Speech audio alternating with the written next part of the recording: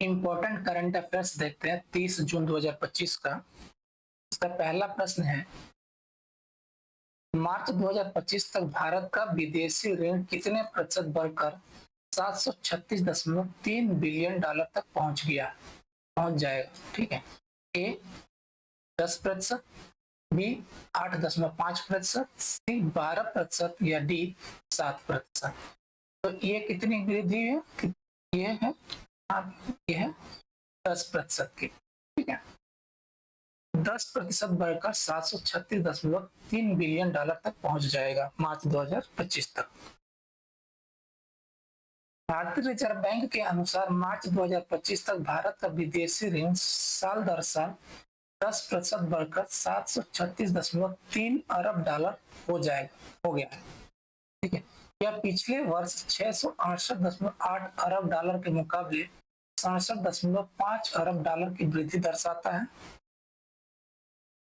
यह वृद्धि वैश्विक वित्तीय स्थितियों, निगमों द्वारा अंतर्राष्ट्रीय उधारी में वृद्धि और मुद्रा मूल्यांकन में बदलाव, विशेष रूप से अमेरिकी डॉलर की मूल्य वृद्धि जैसे कारकों से प्रभावित हुई है। विदेशी ऋण में वृद्धि के कारण ऋण जीडीपी अनुपात भी 18.5% बढ़कर 19.1% हो गया, जिससे व्यापक आर्थिक भेदता और भारत के आर्थिक ढांचे में बाहरी वित्त पोषण की बढ़ती भूमिका पर चिंताएं उजागर हुई हैं। अगला प्रश्न है, भारत का पहला समर्पित वन्य जीव गलियारा किस राजमार्ग पर बनाया गया है?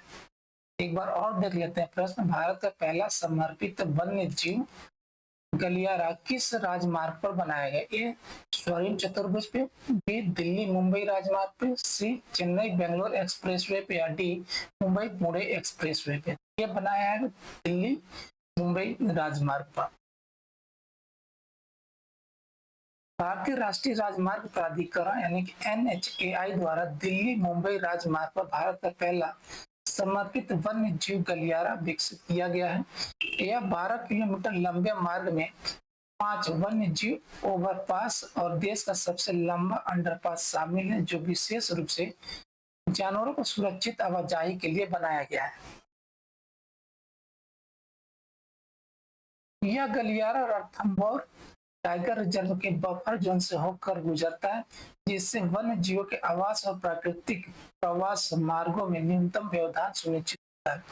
यह पहल पर्यावरण संरक्षण और आधुनिक राजमार्ग विस्तार के बीच संतुलन बनाकर सतत बुनियादी ढांचे के विकास की दिशा में एक महत्वपूर्ण कदम दर्शाती है, जो वन्य जीव संरक्षक प्रति भारत के दृष्टिकोण में एक उपलब्धि है।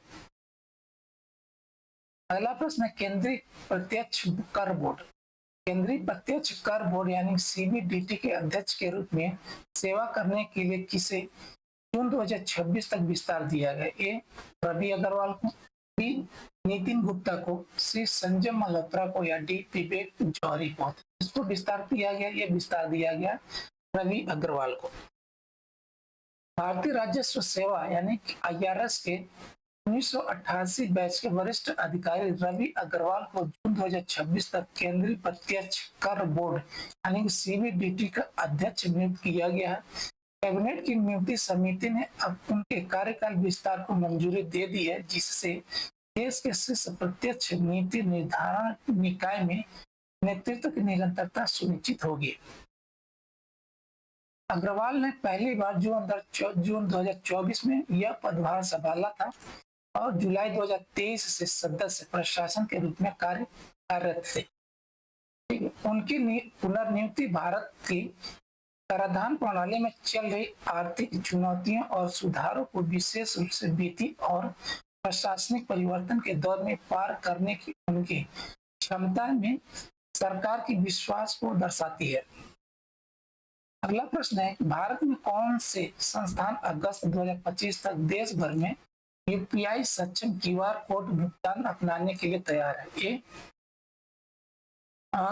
सरकारी बैंक, बी सरकारी अस्पताल, सी डाकघर, या डी रेलवे स्टेशन। ये कौन सा संस्थान? ये डाकघर है।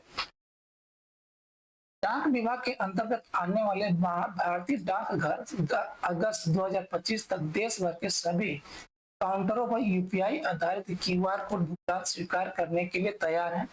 यह डिजिटल परिवर्तन आईटी 2.0 बुनियादी ढांचे के उन्नयन का हिस्सा है और इसका उद्देश्य ग्रामीण और अर्ध शहरी क्षेत्रों में स्थित 1.5 लाख से अधिक डाकघरों में सुरक्षित रियल टाइम भुगतान विकल्प उपलब्ध कराना है। यह पहल कर्नाटक में सफल पायलट कार्यक्रमों पर आधारित है और इसका उद्देश्य दक्षता में सुधार, नकदी पर निर्भरता कम करना और बचत जमा, पार्सल बुकिंग और डाक जैसी सेवाओं के माध्यम से वित्तीय पहुंच का विस्तार करना है। यह कदम डिजिटल इंडिया पहल और वित्तीय समावेशन के व्यापक लक्ष्यों के अनुरूप है। अगला प्रश्न है, कौन सी भारतीय कंपनी 15 मेगावाट की स्थापित नवीकरणीय ऊर्जा क्षमता को पार करने वाली पहली कंपनी बन गई है? A Tata power, B renew power, C NTPC green energy या डी अडानी ग्रीन। ये कौन सा? ये अडानी ग्रीन है जो 15 मेगावाट की स्थापित नवीकरणीय ऊर्जा क्षमता को पार करने वाली पहली कंपनी बनी है। अडानी समूह की एक सहायक company Adani green energy limited यानी कि आईजीईएल 15 मेगावाट की स्थापित अच्छे ऊर्जा क्षमता को पार करने वाली पहली भारतीय कंपनी बन गई है, जो जून 2025 तक 15,539.9 मेगावाट तक पहुंच जाएगी। यह उपलब्धि भारत के स्वच्छ ऊर्जा परिवर्तन में एजीईएल के नेतृत्व की पुष्टि करती है और इसे वैश्विक स्तर पर शीर्ष 10 स्वतंत्र बिजली उत्पादकों में शामिल करती है। कंपनी की क्षमता में सौर, पवन और हाइब्रिड संयंत्र शामिल हैं और इसने हाल ही में वित्तीय वर्ष में 3,300 मेगावाट से अधिक की वृद्धि की है, जो एक भारतीय रिकॉर्ड है। आईजीईएल की यह उपलब्धि पर्यावरणीय दृष्टि से भी महत्वपूर्ण है क्योंकि यह सालाना 28.6 मिलियन टन कार्बन उत्सर्जन की भरपाई करती है और लगभग 8 मिलियन घरों को बिजली प्रदान करती है। अगला प्रश्न, हाल ही में किस बैंक के एमडी और सीईओ और कार्यकारी निदेशक दोनों ने इस्तीफा दे दिया? A south Indian bank, B Karnataka bank, C federal bank या डी धनलक्ष्मी बैंक। तो ये बैंक का नाम है कर्नाटक बैंक। कर्नाटक बैंक के एमडी और एवं सीईओ और कार्यकारी निदेशक दोनों ने क्या किया? इस्तीफा दे दिया। कर्नाटक बैंक को एक बड़े नेतृत्व परिवर्तन का सामना करना पड़ा जब उसके प्रबंध निदेशक और मुख्य कार्यकारी अधिकारी श्री कृष्ण हरि शर्मा और कार्यकारी निदेशक शेखर राव दोनों ने व्यक्तिगत कारणों का हवाला देते हुए अपने इस्तीफे दे दिए। शर्मा मुंबई स्थानांतरित होने की योजना बना रहे हैं जबकि राव बैंक के मुख्यालय मंगलुरु में जाने में असमर्थ है। ये इस्तीफे जो जुलाई 2025 से प्रभावी होंगे, बैंक के डिजिटलीकरण और परिचालन आधुनिकीकरण के उद्देश्य से रणनीतिक परिवर्तन प्रयासों के दौरान आए हैं। इसके परिणाम स्वरूप नए नेतृत्व की पहचान के लिए एक खोज समिति का गठन किया गया है और एक मुख्य परिचालन अधिकारी अस्थायी रूप से परिचालन की देखरेख करेगा। यह घटनाक्रम संस्थागत गति और निवेशकों के विश्वास को बनाए रखने में उत्तराधिकार नियोजन के महत्व को रेखांकित करता है। अगला प्रश्न है, अंतरराष्ट्रीय क्षुद्र ग्रह दिवस यानी इंटरनेशनल एस्टेरॉयड डे प्रतिवर्ष किस तिथि को मनाया जाता है? ए 1 जुलाई को, बी 10 जून को, सी 30 जून को या डी 30 जुलाई को। तो यह मनाया जाकर 30 जून को मनाया जाता है। अंतरराष्ट्रीय क्षुद्र ग्रह दिवस हर साल 30 जून को साइबेरिया रूसी संघ में 30 जून 1908 को हुए तुंगुस्का प्रभाव की वर्षगांठ के उपलक्ष्य में मनाया जाता है। यह वैश्विक दिवस की आधिकारिक घोषणा संयुक्त राष्ट्र सभा ने दिसंबर 2016 में प्रस्ताव A/RES/77/90 के माध्यम से की थी। यह दिवस क्षुद्र ग्रहों, पृथ्वी के लिए उनके संभावित खतरे और ग्रहों की सुरक्षा के लिए रणनीतियां विकसित करने के महत्व के बारे में जागरूकता बढ़ाने का कार्य करता है। इस स्मरण उत्सव जनता को शिक्षित करने और शुद्ध ग्रह संबंधी खतरों की निगरानी और रोकथाम में अंतर्राष्ट्रीय सहयोग को बढ़ावा देने के वैश्विक प्रयासों का एक महत्वपूर्ण हिस्सा है। अगला प्रश्न है, किस कंपनी ने एआई मॉडल अल्फा जीनोम विकसित किया? ए गूगल, बी माइक्रोसॉफ्ट, सी अमेजन या डी फेसबुक? ये कंपनी है कौन? ए गूगल है, जिसने एआई मॉडल अल्फा जीनोम विकसित किया है।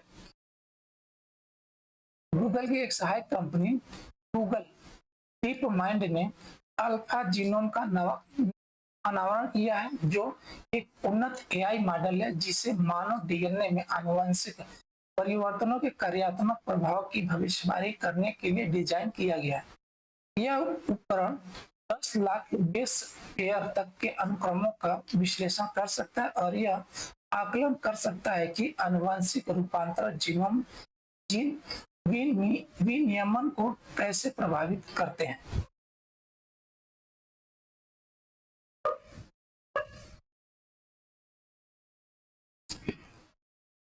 व्यापक सार्वजनिक जीनोम डेटा सेट पर प्रशिक्षित अल्फा जीनोम कंप्यूटेशनल जीनोमिक्स में एक महत्वपूर्ण प्रगति का प्रतिनिधित्व करता है, जो एआई संचालित स्वास्थ्य सेवा नवाचारों में गूगल के नेतृत्व को प्रदर्शित करता है। गूगल के नेतृत्व को प्रदर्शित करता है।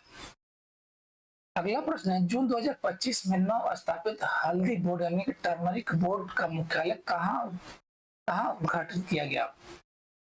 हल्दी बोर्ड का मुख्यालय कहाँ उद्घाटन किया गया उसका? ठीक है, ए वारंगल में, बी विजयवाड़ा में, सी हैदराबाद में या डी निजामाबाद में? इसका उद्घाटन कहाँ हुआ था? निजामाबाद में।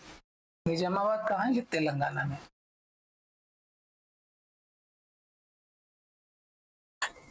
किसने किया था? इसका उद्घाटन किया था अमित शाह ने, गृह मंत्री अमित शाह। यह कदम हल्दी किसानों को समर्थन देने, उत्पाद की गुणवत्ता में सुधार लाने और 2030 तक $1 अरब के लक्ष्य तक पहुंचने के लिए निर्यात को बढ़ाने की सरकार की रणनीति में एक महत्वपूर्ण उपलब्धि है। निजामाबाद जो एक प्रमुख हल्दी उत्पादक क्षेत्र है, लंबे समय से ऐसे समर्थित संस्थान की मांग कर रहा था। बोर्ड की स्थापना किसानों की चिंताओं का समाधान करती है और 2019 के चुनाव के दौरान किए गए एक प्रमुख राजनीतिक वादे को पूरा करती है। 200 करोड़ के समर्थन से बोर्ड से हल्दी क्षेत्र में अनुसंधान, ट्रेडिंग, विपणन और वैश्विक व्यापार को गति देने की उम्मीद है। अगला प्रश्न है, भारत ने किस देश के अधिकांश बंदरगाहों के माध्यम से जूट, ठीक है, जूट आयात पर प्रतिबंध लगा दिया? किस देश से? ठीक है, ए नेपाल से, बी बांग्लादेश से, सी म्यांमार से या डी थाईलैंड से? ठीक है, बांग्लादेश। बांग्लादेश से विदेश व्यापार महानिदेशालय डीजीएफटी ने सभी स्थलीय बंदरगाहों, अधिकांश समुद्री बंदरगाहों से जूट आयात पर प्रतिबंध लगा दिया है और केवल मुंबई के नाहवा सेवा बंदरगाह के माध्यम से प्रवेश की अनुमति दी है। इस सुरक्षात्मक उपाय का उद्देश्य भारत के घरेलू जूट उद्योग को सुरक्षा करना है, उद्योग की सुरक्षा करना है, जो कई राज्यों में लगभग 4 लाख श्रमिकों का भरण पोषण करता है। यह निर्णय स्थानीय उत्पादकों को प्रभावित करने वाले सब्सिडी वाले आयातों से जुड़ी चुनौतियों को दूर करता है। इस तरह के व्यापार प्रतिबंध आमतौर पर घरेलू उद्योग की सुरक्षा को अंतर्राष्ट्रीय व्यापार प्रतिबद्धताओं के साथ संतुलित करने के प्रयासों को दर्शाते हैं, साथ ही विशिष्ट बाजार स्थितियों और वैश्विक जूट बाजार में कथित अनुचित व्यापार प्रथाओं का भी जवाब देते हैं। थैंक यू जी, धन्यवाद।